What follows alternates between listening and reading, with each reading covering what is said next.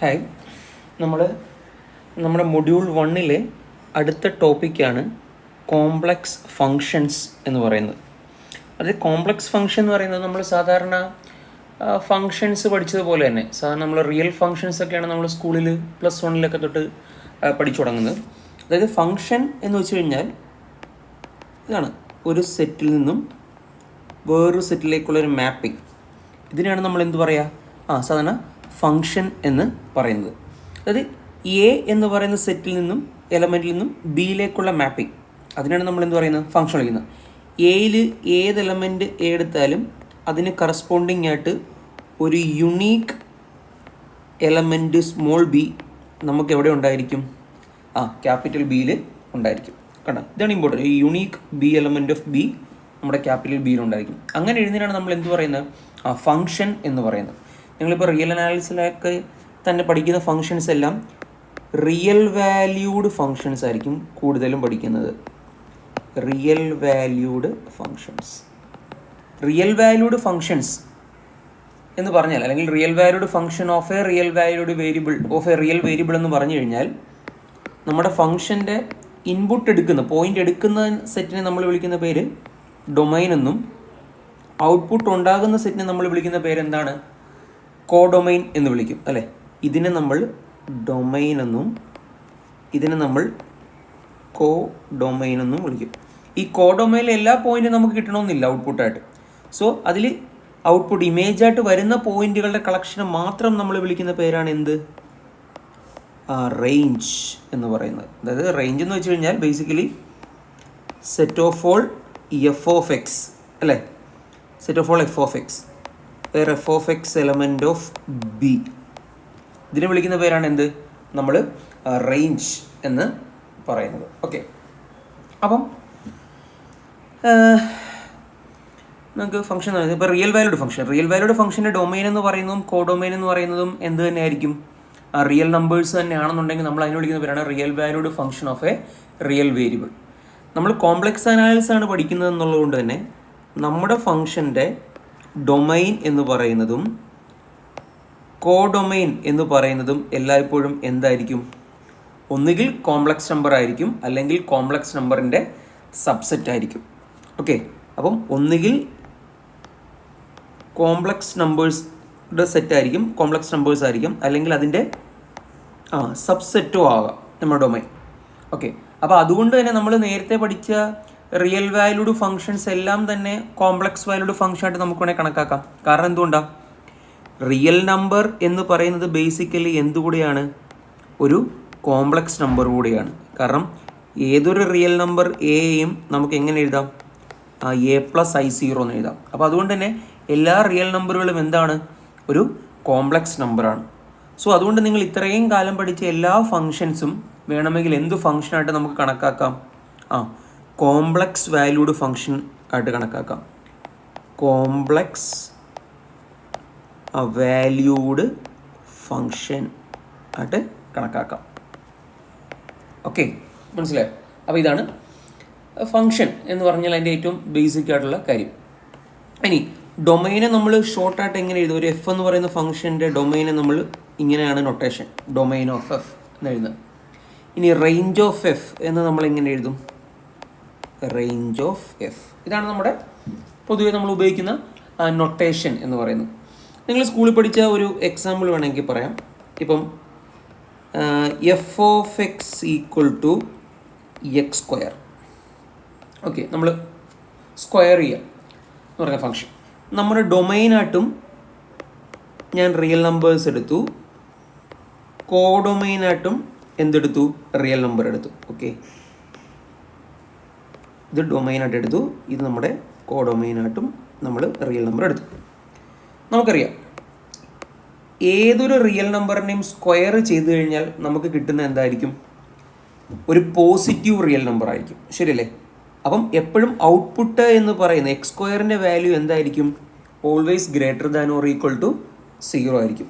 നമ്മൾ ഏത് real number X choose ചെയ്താലും നമ്മുടെ x² എന്ന് പറയുന്നത് എന്തായിരിക്കും? സ്ട്രിക്ട്ലി ഗ്രേറ്റർ ദാൻ 0 ആയിരിക്കും. അതുകൊണ്ട് തന്നെ ഈ എക്സാമ്പിളിൽ നമ്മുടെ റേഞ്ച് എന്ന് പറയുന്നത് എന്തായിരിക്കും വരാൻ പോകുന്നത്? Non negative real numbers. അതായത് അല്ലെങ്കിൽ പറഞ്ഞാൽ 0 മുതൽ ഇൻഫിനിറ്റി വരെയുള്ള നമ്പറേ നമുക്ക് ഔട്ട്പുട്ടായിട്ട് കിട്ടത്തുള്ളൂ. അപ്പോൾ നമ്മുടെ റേഞ്ച് എന്ന് പറയുന്നത് ഇവിടെ ആയിരിക്കും വരുന്നത്. നമ്മൾ കോഡൊമൈനായിട്ട് ഫുൾ റിയൽ നമ്പർ R എഴുതിയാലും എക്സാക്ട്ലി നമ്മുടെ റേഞ്ച് വരുന്ന എവിടെ തൊട്ട് എവിടം വരെ വരത്തുള്ളൂ? 0 to ഇൻഫിനിറ്റി വരത്തുള്ളൂ. കാരണം എന്താ, നെഗറ്റീവ് നമ്പറിൻ്റെ ആണെങ്കിൽ തന്നെയും നമ്മൾ സ്ക്വയർ എടുക്കുമ്പം എന്തേ കിട്ടത്തുള്ളൂ? പോസിറ്റീവ് നമ്പറേ കിട്ടത്തുള്ളൂ. ഓക്കെ, അപ്പം ഇതായിരിക്കും നമ്മുടെ റേഞ്ച് എന്ന് പറയുന്നത്. അപ്പം കോംപ്ലക്സ് ഫംഗ്ഷൻ്റെ ഡെഫിനേഷൻ ഇതാണ്, കണ്ടോ? Complex function is a function f whose domain and range എന്തായിരിക്കും? Subset of a complex number ആയിരിക്കും. അപ്പോൾ അതാണ് കോംപ്ലക്സ് ഫംഗ്ഷൻ്റെ ഡെഫിനേഷൻ എന്ന് പറയുന്നത്. ഓക്കെ, ഇനി നമുക്ക് കുറച്ച് എക്സാമ്പിൾസ് നോക്കാം. കോംപ്ലക്സ് ഫംഗ്ഷൻ്റെ എക്സാമ്പിൾസ്. കോംപ്ലക്സ് ഫംഗ്ഷൻ്റെ എക്സാമ്പിൾസ് നോക്കാം. അപ്പം ഫസ്റ്റ് എക്സാമ്പിളായിട്ട് ഞാൻ എടുക്കുന്നത് f of Z equal to Z square minus 2 + i z. Okay, നിങ്ങൾ ഇസഡിൻ്റെ സ്ഥാനത്ത് ഏത് കോംപ്ലക്സ് നമ്പർ കൊടുത്താലും നിങ്ങൾക്ക് ഇതിന് ഇവാലുവേറ്റ് ചെയ്യാൻ പറ്റും. ഓക്കെ, ഇപ്പോൾ ഒരു എക്സാമ്പിൾ ഞാൻ പറയുകയാണെന്നുണ്ടെങ്കിൽ ഞാൻ ഇസഡിൻ്റെ സ്ഥാനത്ത് i കൊടുത്തു നമ്മുടെ ഇൻപുട്ടായിട്ട്. ഓക്കെ, എങ്കിൽ ഐയിൽ ഇവാലുവേറ്റ് ചെയ്യുമ്പോൾ നമ്മൾ എങ്ങനെ ഇവാലുവേറ്റ് ചെയ്യുന്നത്? F of I equal to F of I എങ്ങനെയാണ് പിടിക്കുന്നത്? ഇസഡ് വന്ന സ്ഥലത്തെല്ലാം നമ്മൾ ഐ സബ്സ്റ്റിറ്റ്യൂട്ട് ചെയ്യണം. അപ്പം ഫംഗ്ഷനിൽ ഇസഡ് വന്ന സ്ഥലത്തിൽ ഐ കൊടുക്കുക എന്ന് കഴിഞ്ഞാൽ എന്ത് വരും? i സ്ക്വയർ മൈനസ്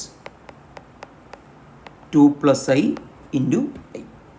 ശരിയാണല്ലോ. അപ്പോൾ ഇത് സിംപ്ലിഫൈ ചെയ്ത് എന്ത് വരും? i സ്ക്വയർ എന്ന് പറയുന്നത് -1, ഈ ഐ അകത്തേക്ക് ഗുണിച്ച് കഴിഞ്ഞാൽ 2i, വീണ്ടും i സ്ക്വയർ വരും. ഓക്കെ, ഒരു മൈനസ് ഉള്ളതുകൊണ്ട് പ്ലസ് ആവും. അപ്പോൾ ആൻസർ നമുക്ക് എന്ത് കിട്ടും? -2i. കണ്ടോ? ഇനി വേണമെന്നുണ്ടെങ്കിൽ സിമിലർലി വേറൊരു പോയിന്റ് ഞാൻ അടുത്ത ഇസഡിന് ഒരു 1 + i സബ്സ്റ്റിറ്റ്യൂട്ട് ചെയ്യുന്നു. 1 + i സബ്സ്റ്റിറ്റ്യൂട്ട് ചെയ്യുന്നത് നമ്മൾ എങ്ങനെ ഇവാലുവേറ്റ് ചെയ്യുന്നത്? F of 1 + i. അപ്പോൾ ഞാൻ പറഞ്ഞു ഇസഡ് വന്ന സ്ഥാനത്തെല്ലാം ഈ 1 + i കൊടുത്താൽ മതി. അപ്പം 1 + i square minus 2 + i into 1 + i. Okay, അപ്പോൾ നിങ്ങളിത് ഇവാലുവേറ്റ് ചെയ്ത് കഴിഞ്ഞാൽ നിങ്ങൾക്ക് ഫൈനൽ ആൻസറായിട്ട് വരാൻ പോണത് -1 - i എന്നാണ് കിട്ടുന്നത്. അപ്പോൾ ഇതാണ് ഫംഗ്ഷൻ. നമ്മൾ ഒരു ഇൻപുട്ട് കൊടുത്തു കഴിഞ്ഞാൽ, അല്ലേ, ഇപ്പം നമ്മൾ ഇസഡ് എന്ന് പറയുന്ന ഇൻപുട്ട് കൊടുത്തു കഴിഞ്ഞാൽ നമുക്കതിനൊരു യുണീക്കായിട്ടൊരു ഔട്ട്പുട്ട് എഫ് ഓഫ് ഇസഡ് നമുക്ക് കണ്ടെത്താൻ പറ്റും. Okay, clear. ഇനി ഒരു എക്സാമ്പിൾ കൂടെ കൊടുക്കാം. മറ്റൊരു function G of Z equal to Z plus 2 real part of Z. ഇത് മറ്റൊരു ഫംഗ്ഷനാണ്. ഇതൊരു കോംപ്ലക്സ് ഫംഗ്ഷനാണ്. കാരണം നമ്മൾ ഇൻപുട്ടായിട്ട് എടുക്കുന്നത്, അതായത് നമ്മൾ ഡൊമൈനിൽ ചൂസ് ചെയ്യുന്ന കോംപ്ലക്സ് നമ്പർ ആയിരിക്കും നമുക്ക് ഔട്ട്പുട്ടായിട്ട് കിട്ടാൻ പോകുന്നത്. നമുക്ക് എന്തായിരിക്കും? കോംപ്ലക്സ് നമ്പർ ആയിരിക്കും.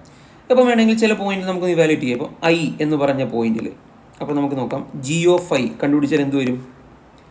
ഇസഡിൻ്റെ സ്ഥാനത്തല്ല അപ്പോൾ ഐ കൊടുക്കുക. i + 2 real part of I. Real part of I അതൊരു പ്യൂർലി കോംപ്ലക്സ് നമ്പർ ആയതുകൊണ്ട് തന്നെ റിയൽ പാർട്ട് ഇല്ല. അപ്പം അതെന്ത് വരും? 0 വരത്തുള്ളൂ. സോ ആൻസർ എന്ത് കിട്ടും? ഐ. ഇനി വേറൊരു പോയിന്റ് കൂടെ കണ്ടുപിടിക്കാം. നമുക്ക് വേണമെങ്കിൽ 2 - 3i. 2 - 3i കണ്ടുപിടിച്ചാൽ നമ്മൾ എന്ത് വരും? ആദ്യം Z 2 - 3i plus 2 times real part of, പിന്നെ ഒന്ന് എഴുതാം, റിയൽ പാർട്ട് ഓഫ് 2 - 3i. നിങ്ങൾക്ക് നോക്കുമ്പോൾ അറിയാം റിയൽ പാർട്ട് ഓഫ് 2 - 3i ആരെ തന്നെ? 2 തന്നെയാണ്. സോ നമുക്ക് answer 2 - 3i plus 2 into real part of 2 - 3i 2. അപ്പോൾ 4 വന്നു. ഓക്കെ, അപ്പം 6 - 3i.